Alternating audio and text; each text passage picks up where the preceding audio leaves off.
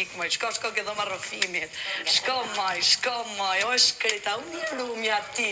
Ti je mjerum, ti je mjerume. Fillon me kë mbaron me A. Po, thuje foton. Fillon me kë, thot mbaron me A. Fillon me kë, mbaron me A.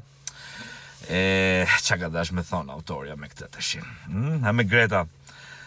Këmba më se e gjeta. Nese, thelbi është këtu që pas kutis Pandorës është normale që situatat jetë agravuar. Pa diskutim, aq më tepër që 3 prej tyre janë edhe rrinë dhe bashkë në shtëpi, pra Selin, Gimbo dhe Greta janë afër dhe normalisht ik njëri prej tyre sigurisht që i dhembë.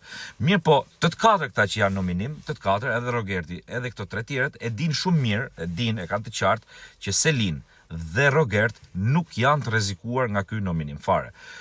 Pra, i bie që më të rrezikuarit janë Greta dhe Gimbo. Tani, lufta është këtu. Kush është ai person që do ndihmohet nga Selin për të qëndruar në shtëpi? 1. Greta apo Gimbo? Dhe cili nga këto 2 do jetë më aktiv në shtëpi? Tani, këtë s'ka nevojë ta mendoj as Selin dhe as kusht tjetër se ka menduar Greta për këtë. Greta është jashtëzakonisht aktive që mbrëm dhe sot ka qenë një nga më aktivet në shtëpi.